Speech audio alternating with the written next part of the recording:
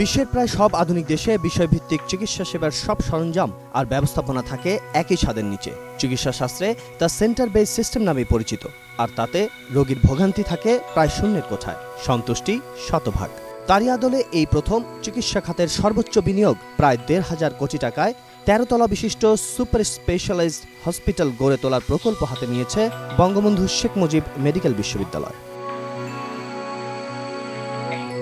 প্রকল্পের কারিগরি সহায়তা ছাড়াও দক্ষিণ কোরিয়া সরকারের ১,০৪৭ কোটি ৩৩ লাখ টাকা মিলবে সহজ ঋণের আওতায়। এরই মাঝে প্রকল্পটি পাশ হয়েছে জাতীয় অর্থনৈতিক পরিষদের নির্বাহী কমিটি একনেকে। চলতি বছরের সেপ্টেম্বরেই শুরু হবে নির্মাণ কাজ। এখন ডিজাইন প্ল্যান স্টেজে আমরা আছি, ডিজাইন হবে, এটা হতে ৪ থেকে ৫ মাস সময় লাগবে। ডিজাইনের পরে সেপ্টেম্বর অক্টোবরে আমরা শুরু করছি যে মূল হাসপাতালে কাজ শুরু হবে।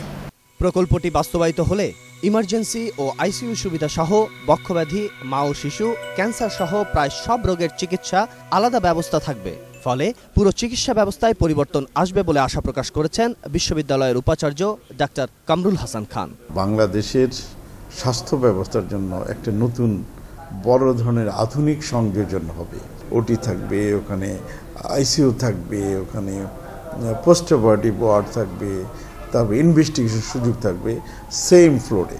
জনগণের উপরে যাতে আর্থিক চাপটা না বাড়ে সেটা তো আমরা অবশ্যই দেখতে হবে, আমাদের দায়িত্ব সেটা।